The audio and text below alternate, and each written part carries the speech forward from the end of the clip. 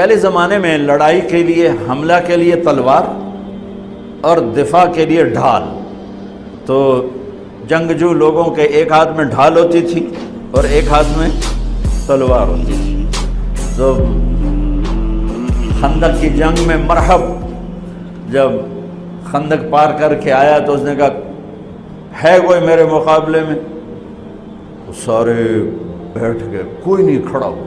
حضرت علی کھڑے ہوئے، یا رسول اللہ انا لہو، میں جاؤں گا.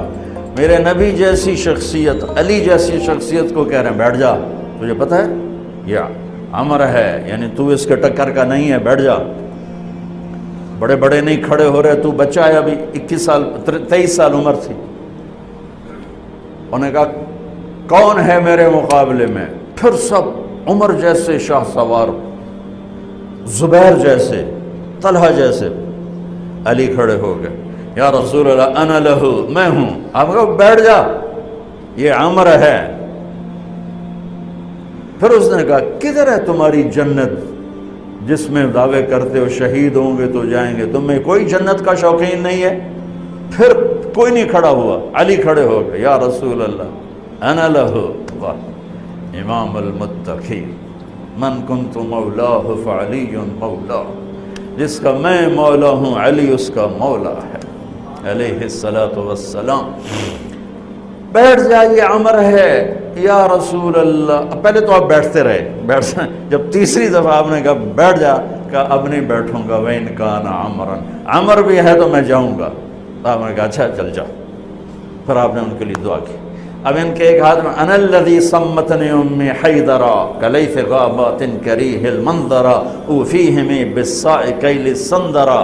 یہ شعر پڑھتے ہوئے جا رہے تھے. میں ہوں جس کا نام اس کی ماں نے حیدر رکھا ہے. حیدر شعر کو کہتے ہیں، شعر، اس لیے آپ کو حیدر کرار، کرار کہتے ہیں پلٹ پلٹ کے حملہ کرنے والا. تو آپ کا لقب تھا وہ شعر جو پلٹ پلٹ کے حملہ کرے اور سامنے کسی کو نہ چھوڑے. تو جب آپ پہنچے تو آپ بچے سے، وہ 100 لڑائیاں لڑ چکا تھا، تو کہنے لگا کون ہو؟ کہا میں علی ہوں. چہرہ تو چھپایا ہوا تھا. کہنے لگا علی بن عبد المطلب، آپ کے دادے کا نام لیا.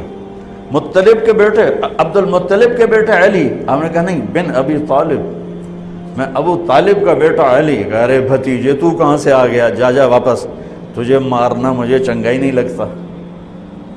یعنی وہ ایسے یقین پر ہے کہ بچے نو تو میں مروڑ دیونا ہے. تو دوسرا قرابت رشتہ نکل آیا. کہا نہیں نہیں نہیں نہیں، محمد سے کہو کوئی اور آئے. انہوں نے کہا میں ہی تینوں کافی ہاں.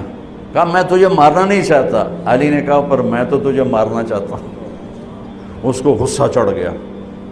اس نے آ کے جو اتر کے وار کیا تو حضرت علی نے ڈھال پہ روکا. وہ میں بتا رہا ہوں کہ ڈھال کا تصور کیا ہے. اس پر یہ سارا واقعہ مجھے یاد ہے کہ دشمن کے وار کو ڈھال پہ روکا جاتا تھا. تو پھر اس میں جس کا داؤ پہلے لگ جاتا وہ پار ہو جاتا. تو اس نے 2-3 وار کیے، حضرت علی نے ڈھال پہ روکے. پھر اس نے ایک زور سے وار کیا تو اس نے ڈھال کو توڑ دیا اور کندھے پہ آ کے تلوار لگی اور کندھا زخمی ہو گیا.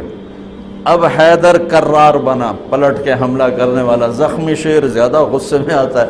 حضرت علی نے جو پلٹ کے اس پہ وار کیا تو اس نے ڈھال آگے کی.